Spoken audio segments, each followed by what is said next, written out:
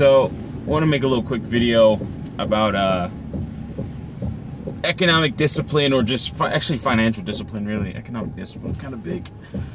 But financial discipline, personal financial discipline, to make it even more specific and smaller of a subject.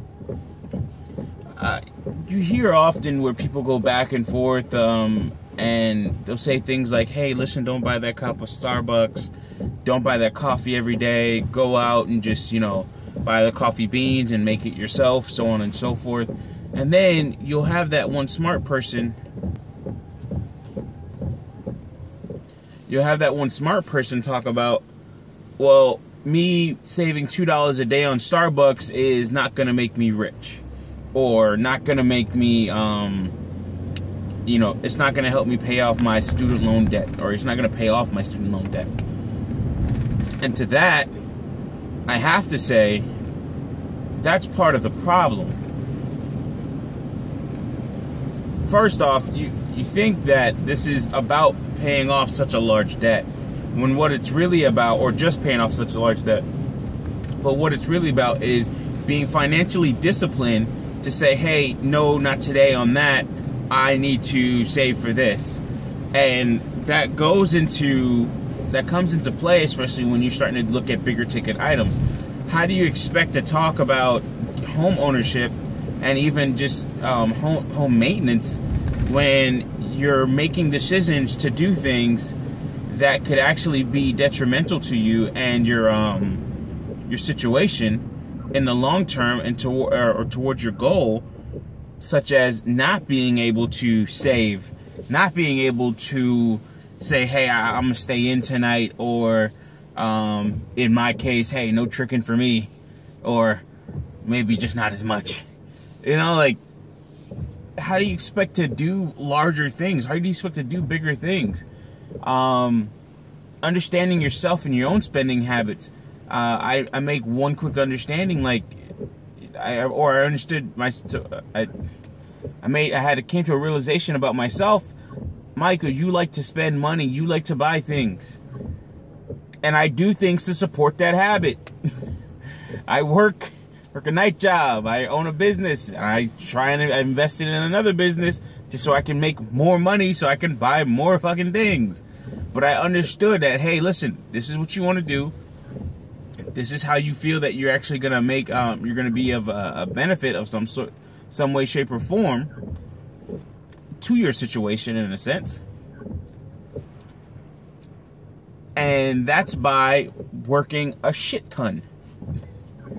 And I see people that, one, they don't realize this about themselves, and two, they don't understand that this discipline is necessary for you to achieve some of the things that you want to really go after. I was talking last night with some gentlemen about risk aversion and black people being risk averse. And I just came to a realization. I was like, black people aren't really risk averse. Like, we will take risks. It's just the risks that we are taking, culturally speaking, we've been taught to take these shitty ass risks. We've been taught that, if I said, hey, let's take $5,000 and invest it in a property or a business, nah, I really ain't gonna do that right now. That don't make no sense. You're gonna ask 20,000 questions about the business. You're gonna ask 20,000 questions about the property. You're gonna ask all these other questions that you wouldn't normally ask the car salesman at the car dealership. Exactly. You wouldn't ask these questions to the car salesman at the car dealership. You wouldn't ask this you wouldn't ask the jeweler these questions. You wouldn't ask a guy collecting the money at your local club these questions. You wouldn't ask the dancer. I sure as hell haven't asked the dancer some of these questions about an investment that an investment in her ass crack or titties, depending on the type of person you're into, or pussy if you're into that too. Well, I mean, I'll leave that alone. But, you know, we're not asking these hard-hitting questions on things that we spend the most money on, the most frequent, or the things that we frequent. We're not asking these questions, and I think that's a problem where we'll sit down at a table, talk to a group of men, talk to a group of people, be on YouTube and in people's comment sections, so on and so forth, and we'll say one or two things, and we'll ask all these different questions about, like, hey, is this, or, you know, what's the return on this? How is this benefiting me in the long run? How can I make my money back? When can I get my money back? So on and so forth. What am I getting out of this? You know, but we'll go to the club and drop $2,000 to $3,000 in some cases, or $1,000. You know, like you're just really balling that night. We'll drop $1,000, no problem. But then if I said something as simple as, you know, I think it was mentioned the TOSA Trust. I forgot the full name, but I'm sure you guys know what I'm talking about. For some of you, I think it's like TOSA Investment Fund or TOSA Real Estate Fund, I believe it is. And the guy's asking $500. Now, I wasn't looking into getting this because I've already invested a lot of money last year. I invested like over 10 grand, or yeah, close to 10 grand in cryptocurrencies last year. And invested in other areas as well, in my other business, and still trying to maintain what's going on with my other business, which it has gotten better, thankfully. So I've done quite a bit to get to this point, or I've done quite a bit to invest, and all the gentleman was asking for that TOSA Real Estate Fund was $500. When I heard that, like, my mind, I was like, huh? $500? Is that it? And I told the guys in the chat, I was just like, yo, listen, $500 is my stripper budget. $100 a week for 4 weeks, plus $100 at the end of the month when it's time to get a little bit of action. You know, it's just like, what are we really talking about here in terms of investments? And I think that's a big problem, is that we're looking at these things, we're being so risk averse that we're missing out on certain opportunities, and we're not even asking the right questions to the things that we put the most money into. I mean, why don't you fuck around and ask the question to the chick that you keep on giving her money, paying her bills, and taking care of her? Why don't you ask the question, do you love me? Why don't you ask her, hey, are you, what's going to happen in a couple years? Are we still going to be together? How about, you know, talking about the interest rate of your car loan? What is that going to return you? How is that going to benefit you? What is that going to give back? Or how are you going to get money back from that? We're not asking these hard questions, and it's actually quite disturbing, to say the least. We're literally sitting around talking about how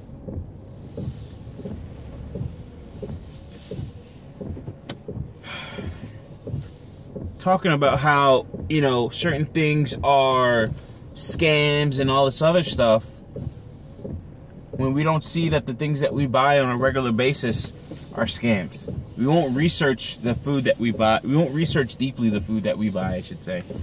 We won't look into what these car manufacturers are putting in our cars and how safe they are not. We won't talk about, hey, let's, you know, all these recalls on airbags. We won't talk about the crappy products that we buy off of eBay, Amazon, that are absolutely worthless in the long run. And we won't talk about the simple fact that we're making bad investments on a regular basis, whether we know it or not. And even the worst investment in real estate could actually still give you the chance to own a property. Probably the worst way I can say that. But, you know, if you make a bad investment in real estate, shit, if you have enough money, you might be able to make out of it, you know, make something out of it, or even break even, or just have a sale. Well, again, that's probably, I know that's wrong, but go with me on my exaggeration. I think we're risk averse to the things. I don't think black people are risk averse. I think culturally speaking, we're just taught wrong, and we don't know any better. And insert whatever line you want here, and it's a problem. It's a very serious problem, and we really need to look at it and say, hey, if we're willing to spend this much money on a down payment for a car, why not take that same amount of money and go ahead and do something else? Go ahead and make an investment in your business. Go ahead and start a new business. I'll leave with this. A lot of people can go out here right now and start a cleaning business easy and make good money. Recently, we had the grand opening for the salon, and I wasn't feeling well that week or that weekend, so I couldn't really clean the floors like I usually do every week, and we had to pay somebody to do it. This lady charged us for a 3,700 square foot location. She charged us $150 per cleaning. There's no way you can tell me that lady cleaned better than me. In no way, shape or form. She didn't do better than me. She didn't do all the things that I usually do. She didn't spend as much time as I usually would on that space. Of course not. She does it on a regular basis. It's her business, and she talked to me about superb cleaning. Again, I paid the cost for that. She charged us $150 for each cleaning. We had to do 2 cleanings that weekend. One before to clean up from the way the shop looked regularly, and just regular dirt from throughout the week, which I usually clean on Friday nights. And then she came in later that night after the grand opening and cleaned again. $150 each time. It's $300 in one weekend. I was willing to pay it. I don't really have any real gripes about it, because it is just the cost of doing business, and I couldn't do it. My other business partner wasn't able to do it, and another business partner, he wasn't able to do it either, right? Because I think he had like a tournament that day. So, wasn't tripping off of that. But what that showed me is that you can be out here. Black people could really be out here making all types of money doing cleaning services. So, for instance, let's do this real quick. We'll do some fairly quick math. I think I can do this. If I have a cleaning job and I'm doing $150 a week, 4 weeks, that's $600, right? That's good for somebody that's starting off, maybe even in college or something like that. They can make some decent money off of that. And a couple weeks, or in a couple months, let's say you start to have probably about 3 of those jobs lined up. So now you have 3 150 jobs. Maybe even a little bit less than that, but we'll keep it at 150. Because you want to do bigger spaces. You want to probably have a flat rate, or you want to just do mostly businesses and non-residential, things like that. So 150 times 3 is 450. Times 4, that should be $1,800 a month. Well, that's pretty fucking good. Now, what if you ramp that up? Our business grows in about a year. And this is possible if you get out there, you market yourself. Don't say it's not. It's bullshit if you think it's not. The only reason why this wasn't possible, or this wasn't done by myself, is because of all the other stuff that I was doing with the IT business, and I decided to focus on that rather than my cleaning business. So I have one night every week, or one night for every day of the week except for Sunday. I take one day off. So that's six jobs Because even this lady, she was talking about, hey, listen, I have to clean somewhere else at 12, which I have to do every day or every night, and then I can come out here and do your work. So she's got clientele, she's got jobs that she's doing. Awesome. So if I do 6 nights a week at $150, so that's every 3 days, we're looking at $450, $900. 900 times 2 is 1,800. You're looking at $3,600 a month, right? $3,600 a month. $900 a week. $3,600 a month just for cleaning. There are possibilities. There's ways to make money out here. You can do it cleaning, and I think it's actually a good business to get started. You can actually mainly do it at night. You don't have to do it during the day. And if you actually put yourself in the right position, you start to advertise properly and do what's necessary to actually grow that business. After a while, you won't have to do it yourself. You can hire 1 or 2 people to do it, expand, get even more clientele, and that same $3,600, if you have to pay somebody a couple hours out of the week, man, let's just say each one of those to clean 3,700 square feet with 2 people, and you're paying each of them like say $100 or something like that per night, or $50 per night for each person. So then that's about, you're gonna come home with $50. They'll go with 50. They'll go with 50, right? So now let's increase that. Now let's say, hey, we're doing even more jobs and we have even more people or more clients that we're servicing, and we probably even give them say $10 an hour or something like that. We'll just keep it at like 50 to make the math easier, because I'm starting to confuse myself already. But you're looking at $100 per night, and you're working 6, 24. That's about $2,400. Out of that $3,600, you got about $2,400 in salary expenses. But what if you get somebody where you can get them fairly cheap? You can say, hey, I'm gonna pay you $50 a night. You clean about 3 spaces for me. At $100, you're making $150. They're making $50, maybe $75. So we'll just keep it at 50 for simple math. But you're making $150. They're cleaning 2 spaces per night. That's $7,200. You're giving them $50 per night, and you only work 24 days out of a month. You're looking at $3,600. You're looking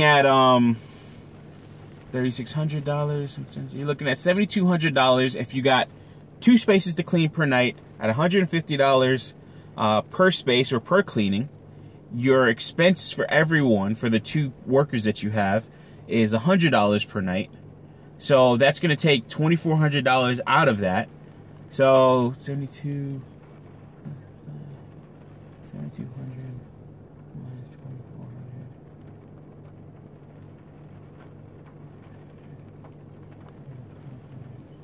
48. I think that's 4,800. 4,800. I think that's about $4,800 you're bringing home. 72. I apologize. I will admit that I'm not really that good at math in my head sometimes. I usually have to write it down. But you're looking at 7,200 minus 2,400. And again, that's simple math. Or, sorry, that's simple numbers. That doesn't include some of your other expenses, which might be another $200 to $300 a month for travel, for your vehicle, for chemicals, depending on your deal that you have. Does the customer provide chemicals? Do you provide chemicals? Things like that. But you're looking at $1,200 plus $3,600. It's about $4,800. That should be about $4,800 minus the 24. Yeah, it's all right. Cool. I was kind of right. Took me a while, but I got it. But you're looking at $4,800 a month, and you possibly don't even have to do any work. You just keep on getting people in there. You just keep on getting clients. You make sure everybody gets paid, maybe give them a little bit more money, so on and so forth. So that means you could be making $4,800 off of cleaning freaking toilets. Possible. It is possible. They won't work out that way. It won't be as clean, pun intended. But we're focusing on a lot of these things, and we're so risk adverse that we can't see the fact that we could be making some good money off of very mundane, menial tasks that can get us out of debt, and we can have it as a second income. You don't have to go into something big like buying a house. We don't have to go into larger businesses. All we can do is service businesses that take little to no overhead, and with that little to no overhead, we can make actually high profits based on the services that we are offering, and then we can take that money and then start to flip that into something even bigger, or just pay off some of our debts that we have out here. I mean, to me, it's simple. There's more to it, of course, I know, but I did it. I did the cleaning, and it's not as hard as people think it is, in terms of, doing it. You just go out there and say, hey, listen, I have a cleaning service. I'd like to offer you this. You can find some of these cleaning contracts online. You can actually look at some of these brochures that other people have. You can even go to your current job and say, hey, listen, do you have a cleaning service that comes here? Yeah, I have a cleaning service. Do you have the contract that they gave you? Yeah, I got the contract. Can I get a copy of that? If you're cool with the person, they'll give you a copy of that contract. That's exactly what I did for my night job when I wanted to start a cleaning service. And I was cool with the guy that runs the facilities that works in the facilities department. And he shot me the contract and he said, yo, listen, if you could do better on the pricing than they did, then holla at me. And I didn't really follow up with that because of everything else that was going on, and I couldn't easily do it. So that was a problem. And so that didn't work out that way. But we did have like one or two other clients before we just kind of like let it all go. And just focus mainly, because my business partner in that cleaning company is also my business partner in my IT company as well. But like these things we can make a lot of money off this, off services like this and other services, and we just don't. And that's a problem. That's a bigger problem to me than anything else.